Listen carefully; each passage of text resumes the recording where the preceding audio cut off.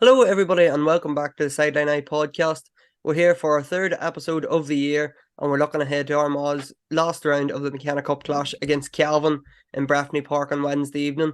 I'm delighted to be joined by Anglo Celt journalist and Cavan man Paul Fitzpatrick, and we're going to look ahead to the game that will decide who will go through to the semi-finals, and possibly both teams have a chance to go through to the last four. But Paul, before we look at the game ahead, just sort of get your thoughts on Armagh and how you see them at the minute, and maybe we'll wrap up at the end and talk about this year, but more so last year. How impressed were you with Armagh and the run to the last eight? Oh, I'll have to be careful now. I have to choose my words. There's a lot of Armagh lads listen to this. I was going to say they're brutal. I know. In fairness, I was impressed with them last year. Like, obviously, they beat Dublin in Croke Park in the first league game. That was televised, and everyone was kind of taken aback by that because they played so well that evening and played lovely attacking football. And I think they bet Tyrone then after that, so they're off to a flying start. Then I suppose the big mystery was that they were so poor against Donegal in the Ulster Championship, but then they turned that around straight away and beat Tyrone, like knocked out the All Ireland champions, beat Donegal and had the beating of Galway, who ended up in a very close All Ireland final. So, like, the line of form there suggests that Armagh were very strong last year. They did play great attacking football. I think McGeaney is probably playing a style that suits the players that he has. There's a lot of pace there and building things around Rian O'Neill. Obviously, everyone knows what a superstar he is in the making. He's not just superstar in the making; he's a star already. So I think they were really good last year. Rafferty as well added a lot to them. Like, a real bold move to play like that. Like, lots of keepers have sort of played that sweeper role, but he really pushes it. So I thought they were great. Yeah, they were a breath of fresh air in the championship last year, in fairness. And um, yeah, it's a worry as a Cavan man that they're coming again. And how would you rate a Calvin's year, Paul? Because I know obviously getting out of Division Four would have been the main thing, and they achieved that. Topping the table and getting the league trophy, and getting to the Tilton Cup final. While they didn't win it, it was another whatever 3 games out in Croke Park in 1 year. Can't is nothing to be turned down. Yeah, we've only got 20 minutes here. It could take 20 hours maybe to analyse Cavan's here. This is a kind of a debate that's going on in Cavan at the minute. Like, what did Cavan have a good year or not? See, the problem was you're in Division Four for the first time ever, and like, Cavan have had some bad teams at times over the years, like, but never ended up in Division Four before. And like, we have a good enough team now. And some would say a very good team. So certainly it was a big shock to end up in Division Four. So you could really judge nothing on that. Like, they won their six group games, lost one game to Tipperary, then sort of avenged that, not entirely convincingly, but beat Tipperary by a point in the final in Croke Park. That was kind of a you were on a hiding to nothing there, like, in Division Four. If you were winning games, everyone was saying, well, you were expected to win them, and if you were struggling to win games, sort of alarm bells are ringing. So you nearly had to dismiss that entire league campaign because there was nothing to be gained from it apart from get out of it. It was either going to be a disaster or okay, you just did what you were expected to do. So there was not you couldn't make any ground there. It's the championship and they played Antrim. Same thing. That, like, it actually surprised me how many pundits tipped Antrim last year, which was it absolutely astounded me really because I don't know where people were coming from in that I one. Like, think the Cavan whole were, the whole Corrigan Park or nowhere maybe fed in a wee bit for yeah, the that did tippet. feed into it. But you know what? That was the worst thing Antrim ever did because if there was ever going to be any complacency from Cavan, it was gone because they really developed the siege mentality, the Cavan players over that one, and they felt that Antrim really sort of threw the petrol on the flames of that one and got they were trying to make that a big cause for them to get behind, but in actual fact, Cavan, rightly or wrongly, felt that they were blackguarded a wee bit over that one, and that was their big cause. And Cavan put Antrim to the sword and then pressed that day. Um, and then you went in against Donegal, and Cavan played quite well against Donegal that day, and definitely were the scoreline probably flattered Donegal. There was a bit of luck there, but at the same time, Donegal won the game by 6 points or whatever it was, and hit the crossbar in the last minute. Really and truly, that was all you could really judge the year on, in my opinion, because you were thrown into the Tailteann Cup, which was obviously a new competition, and you weren't playing against any teams from the top two divisions in it. So again, there was elements of what you saw in the league as well. It was hard to know just what to read into it. Cavan beat a very poor down team, as poor down team as I've ever seen Cavan playing against. Just they seem to be at a low ebb, and I'd say they'll be a different animal this year. Yeah, Fermanagh were poor as well when Cavan played them in Brewster. they played a Sligo team who were nothing special either, to be fair, in a semi-final, and struggled with Sligo for a long spells in that game. And Sligo started without their full forward, Niall Murphy, who came on at half time and caused serious bother. If he had played the whole game, could have been different. And then played poorly in the final, and Westmeath deserved it. So it's really hard. It's really hard to say, was it a good year or a bad year for Cavan? I actually asked this question or my colleague Damien Donoghue asked this question to Oisin Kernan at the McKenna Cup launch, and even Oisin had to really think about it, because you're essentially judging the entire year on the Donegal game. And at the time, it felt that, okay, this is a good Donegal team. They're after beating Armagh easily and they're going places. But Armagh subsequently showed that it wasn't that great of a Donegal team after all. Like, Armagh were well ahead of them when they met again. So to answer your question, I don't really know where Cavan were at last year. I think that sums up how everybody feels about Cavan and Ulster, because they're not a Division 4 team, possibly not even a Division 3 team, possibly should be in Division 2. And last weekend, when Armagh beat Antrim, we described on the podcast, it looked like a Division 1 team against the Division 3 team. That's how it played out. But it's the same this weekend heading into Cavan, but there's that feeling that Cavan are a Division 3 team. Armagh are expecting a much more competitive game when they meet Cavan. Yeah, it's always close, Cavan beat Armagh. I was surprised. You were saying to me earlier off air that Armagh have won the last three, which actually I was surprised at, because I would regard it as close. I know Armagh gave Cavan a good hammering in 2020 in the first league game, but I wasn't at that one, so I don't count that one at all. But like the last time we met in the championship, that was 2019, wasn't it? And it went to a replay, and it was absolutely nothing between the teams then. So I expect it to be close. And the McKenna Cup last year was very close, and I think there was a point in it, and Armagh caught Cavan pushing up in injury time, and a lovely bit of skill by Rian O'Neill, I think it was, set up a goal, and they end up winning by 4, which probably is slightly flattered Armagh at that time. I would imagine this is going to be close again, and probably it's going to come down to which manager plays more of his experienced players, and do they really want to win the game? Probably, possibly. I'll get my excuses in early. Possibly Armagh would want to win the game more than Cavan. Like, I got the impression last year, looking at the Armagh team sheet, that McGeady wanted to win that cup or get to the final, and they were unlucky. I think they lost on penalties last year. So Cavan haven't been in the semi-final of it since 2016. Cavan tend to sort of experiment in this competition. So that it'll probably come down to that, I'd say. And in fairness, I won't use the phrase bad blood, but there's definitely a bit of baggage there with the two sets of players, because they've met a lot over the years, and it's always a fiery game. So that's another aspect to it as well. Like, neither of them will want to lose the game once they cross the white line as well. Well, that's definitely part of it, Paul. There is baggage between these two teams, and we don't need to go back. Maybe if they meet in the championship, we'll talk more about what happened in 2014 and that, with the row behind the ban and everything. But for the meantime, I suppose it's a chance to get the McKenna Cup semi-final, and whether Armagh are going all out to win it or not, and I'm not sure. It would be nice maybe to get a bit of silverware, but probably just getting an all-competitive game before the league starts is the main attraction, certainly for Armagh, whether it could be Tyrone or Down that you're playing in the semi-final, and that would be certainly two more old firm derbies, like, would whet the appetite for before the National League. So I'd say that's probably Armagh's goal. I'm not sure how Cavan view it. Yeah, it's interesting because Division 3 tends to fluctuate in quality, I think. It's just funny sometimes. Sometimes Division 3 can be really strong, and sometimes it can be really weak. And looking at it this year, I think the wheel is turned a bit, and it's looking like it's going to be very strong this year, because obviously Down are in it, and they're going to improve a lot. I'm not saying they're going to win it All Ireland, but they remind me a little bit of when Jim McGuinness took over Donegal. That they were definitely much better than they showed last year. Like, they've much better quality in the county, and I'd imagine Laverty will get a lot more lads committing to it, and they've bottomed out, so they can only go up. So they're going to improve. Longford are probably going to be under the radar, but they're close enough to us here in Cavan. And I've been told that they've got maybe a dozen or maybe 15 lads who didn't commit last year that have gone into the panel this year. They basically have all the best players in the county available to them now. And there's loads of great footballers in Longford. Their problem is getting them all on the panel. So Longford are going to be dark horses there in Division 3. They're going to be hard beaten. Westmeath obviously beat Cavan last year in the Tailteann final, and Cavan have them away the first round. So it's as tough as it gets. Tipperary are in there, who are a bogey team for Cavan. Like, we beat them last year by a point in that Division 4 final, but they had one in Breffni in the league.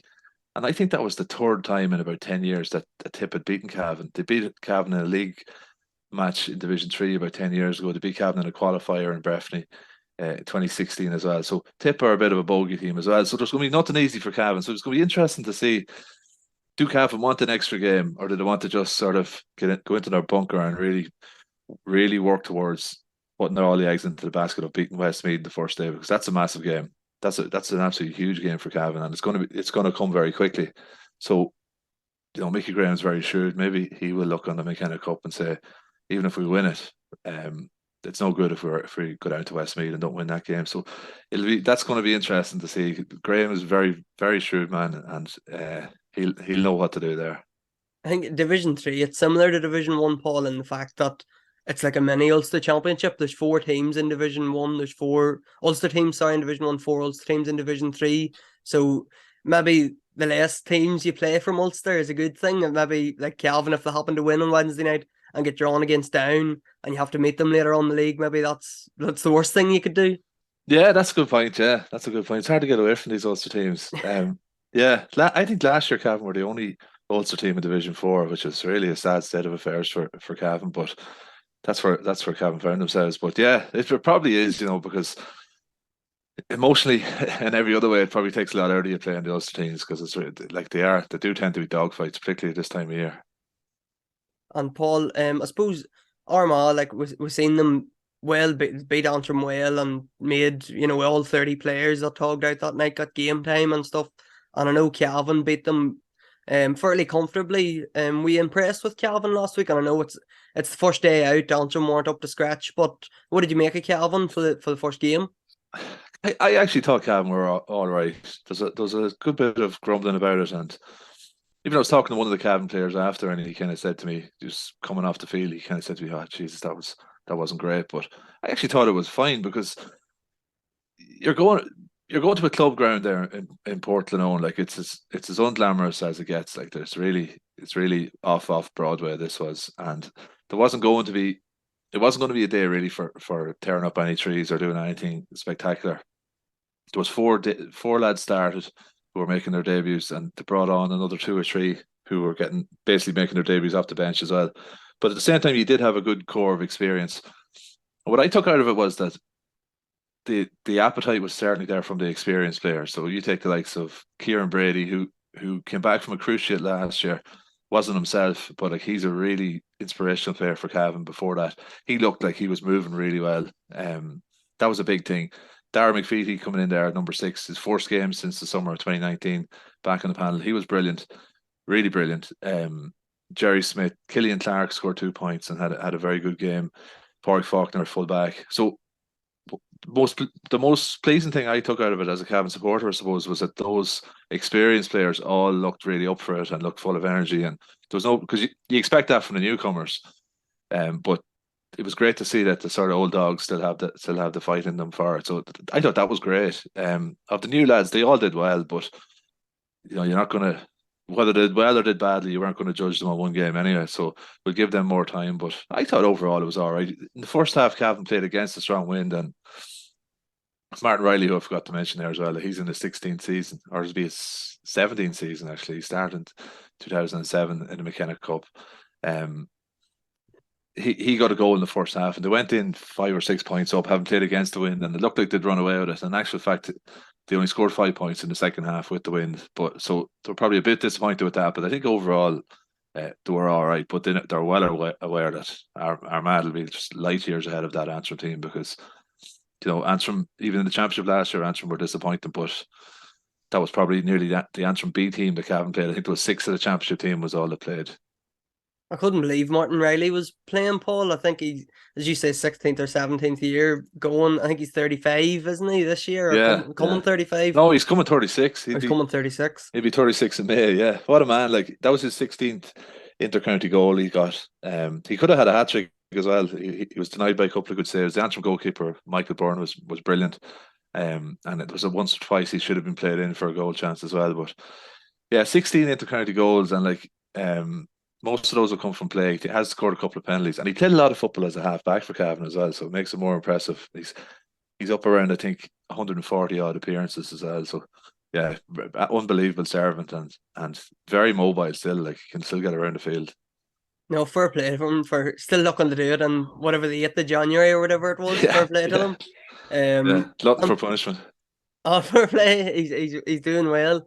16 or 17 years. But Paul, you mentioned Darren McVitie there, and I want to talk about him as well because Armagh fans need to reminding of Darren McVitie. He put on a show against Armagh in 2019 in the Ulster semi final, and in recent years, that's the closest Armagh have got to an Ulster final was them two clashes with Cavan and Clonus. Cian Mackey was the Cavan hero the first day. Come on, I think he scored 3 points and took the game to extra time. And in the second game, McVitie let it up. I think he scored 4 points. But he was playing centre half back for Cavan last year. And as you say, he hasn't played since 2019. How did he get on in that new role? Well, Oisin Brady from Killigarry, who's a young forward, a very good young forward. He got the man of the match award. He scored 7 points, and in fairness, I wouldn't take away from Oisin. He was excellent. I personally would have given it to Dara because I thought he was phenomenal. He played as an orthodox centre back, like he held his position, but when he did get the ball, there was a great cut to him. He looked to drive forward, and he can create something from nothing because he kind of has everything. He's a good passer, but he's very, very fast as well. And he has a jink. He can beat a man. Early in his Cavan career, that was a criticism of him that he used to bring the ball into contact a little bit, but he bulked up a lot. And when I say in the later years of his career, before he took the break for a few seasons, like he got very strong and he used to be able to break the line.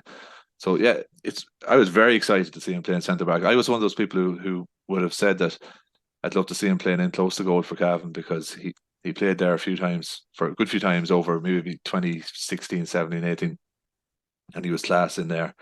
But he played centre back or midfield for his club this year, Crutchlaw, and he was very strong in that position for them. So there's a long way to go. Mickey Graham will always keep something up his sleeve for the championship, but maybe Darren McVeety will be in there at 6. Yeah, I wouldn't be surprised because he's up for it. Like he's fit, he's strong, and he's looking to make up for lost time as well. He was in Australia for a couple of years, so I'd say he's got a great appetite for it at the minute. So he's big addition, but then on the other side of it, his first cousin Thomas Callaghan, he's gone. He's going to Australia. I think he's going. He hasn't gone yet, but he's supposed to be going. So he is opted out of the Cavan panel. So you can't be affording to lose players like that and all star like that. So that's going to be a blow. But that kind of tends to be the way of it with Cavan.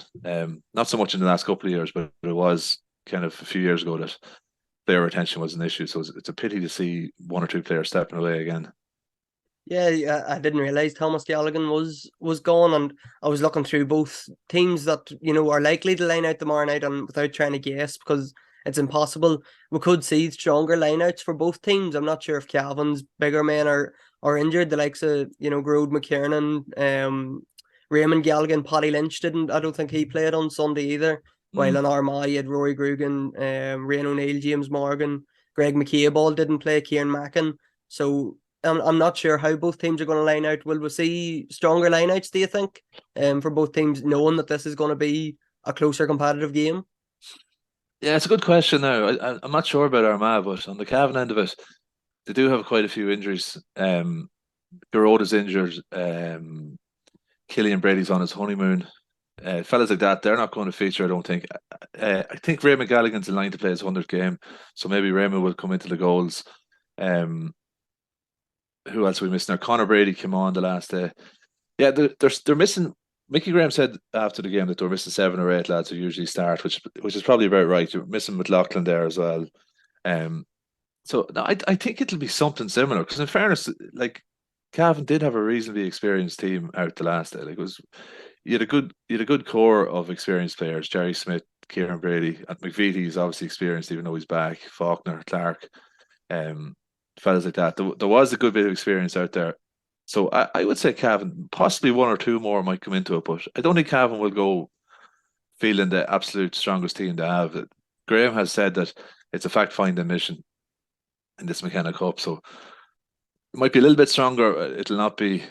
I don't think it'll be like absolute balls out, try and win this match. I don't think it'll be like that for Cavan. Yeah. Is there a sense, Paul? I sort of had this conversation last week's podcast about Antrim and Armagh. The fact they're meeting in the championship, there's a strong possibility that Armagh and Cavan will also meet in the championship. Is there a sense that maybe keeping something under the hood, maybe not showing your full hand at this stage? Yeah, well, definitely that would be Mickey Graham's MO usually. Like, he always keeps something back for championship. And even when he was a club manager, that was sort of a trademark of his, that teams would be ticking along during the league. And he'd openly admitted in interviews and stuff that it's all about the championship for him. Now, probably got caught out by that a little bit because Cavan got relegated 3 years in a row, but in the middle of that run, one of those to championship. So it's, it would be nice. It would be nice in any other era. That would be fine, but you can't do that at the minute, obviously, because you don't get automatic qualification for the Sam Maguire. So it's unfortunate that Cavan ended up going down the one time really ever that league and championship were linked. Yeah, I think there probably could be, yeah. But look, Cavan and Armagh are so familiar with each other.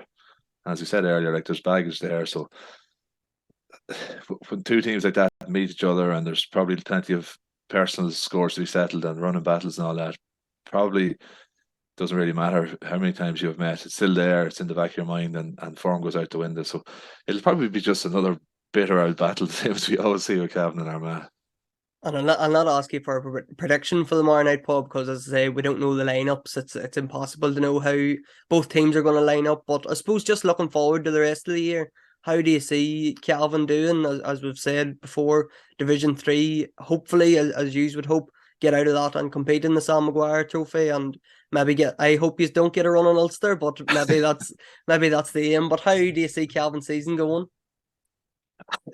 I'd be hopeful, like, because what I think Cavan need is to get like 3 or 4 new players into the team and to shake it up.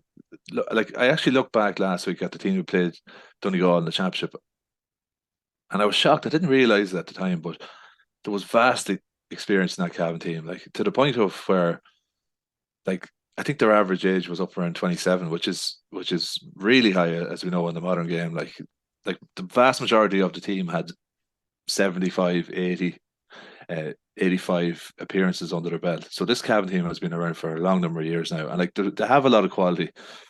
Like all those experienced lads I mentioned earlier, like there's loads and loads of quality in the Cavan team. What they need now is to bring in a few more lads to augment that and just to freshen everything up. So they had a good under 20 team last year who lost by a point in the Ulster final to Tyrone, and were very unlucky not to get something out of that game. Tyrone, of course, won the All Ireland. So there's about 6 of that team in on the panel at the minute. If I had to pick out one, I would say Niall Carlin, who did break into the team last year for the Tailteann Cup. He's a halfback. He looks to be nailed on that he might get in there this year. And you've got the likes of Brian O'Rourke and I think Fintan O'Reilly's in the mix.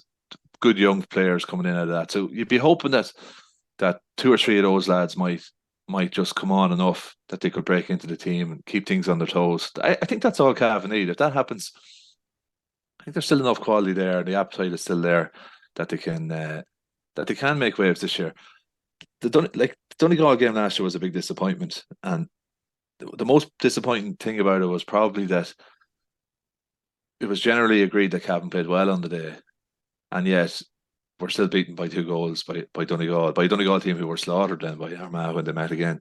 I know they went close against Derry and it was the final, fair enough, but so if that was Cavan playing well, that would suggest there's still a gap there. So I think there's more in Cavan. Like you have the likes of James Smith there, who I forgot to mention. He's to come back into the team as well. Okay, Thomas Galligan is gone, but I think if Kieran Brady's back properly from this cruciate and Darren McPheety back in the team, that can more than make up for the loss of Thomas, because you had 2 excellent players there. So I'd be optimistic. I think that Cavan, our supporters, are very demanding, and it's unrealistic a lot of the time. But I do think that we should be demanding at the moment of this team, because for years Cavan talked about the future is blue and all that kind of thing. And really and truly, like, the present needs to be blue, because this team has served their apprenticeship. They've been around there for years. Like they've done years of strength and conditioning work. They've built up vast experience. They've played in all 4 divisions. They've won. Most of them have won Ulster under 21 medals. They've won McCrory Cup medals. Some of them they've won Ulster senior medals. Some of them have played international rules. So like, they're there now. This is them in their prime. This is good as it's going to be. So they probably have a window of another year or two with that core group before it starts to break up to try and win something else. So I'd be hopeful that they would, but they are going to play Armagh. I'd be amazed if Antrim beat Armagh. I think the days of big upsets like that are almost gone. It's just too much analysis goes into it now, and I think that linear 4 tier league structure that we have as well, it does sort of maroon teams in the lower divisions a little bit, and it can be hard to get out of it. get exposed to a better level of football. And I think the two-tier championship structure is not going to help that either. I think if you're stuck in the Tailteann, it gets hard to get out of that Tailteann. Like the way it's going to work this year now, because there's guaranteed to be a Division 4 team in the Connacht final. That's one more place gone in the Tailteann, so it's hard to get out of that. So Cavan last year played one Division 1 team the whole year, or one Division 1 team the whole year. This year that could happen again very easily. We're stuck in Division 3. We could lose to Armagh possibly in the championship, and you're into the Tailteann, and it's hard to develop. So there is a sense of the rich getting richer and the poor getting poorer down there. So Cavan are caught on the wrong side of that line at the minute, but they do have that core of experience and winning pedigree. So would be optimistic, definitely optimistic that Cavan could have a big year. Well, hopefully, as you say, hopefully it's Armagh and Cavan and not Ulster quarter-final. And just before I let you go, Paul, there's a buzz around Armagh at the minute, just carrying on from last year. There was 4,500 at the game last week against Antrim. I'm not sure there'll be as many going to Breffni Park, but there is a buzz. There's a bounce in Armagh at the minute, and we're hoping that, a run in Ulster definitely compete in Division 1 and stay up there, and a run in Ulster would signify a good year. How do you see Armagh doing in 2023? It's interesting because I think we're in a very open era. Like if you look at whenever a dominant team falls away, which in football or hurling, and we've seen it at club level even, when there's a real dominant superpower and then they fall away, you tend to see a period of flux then.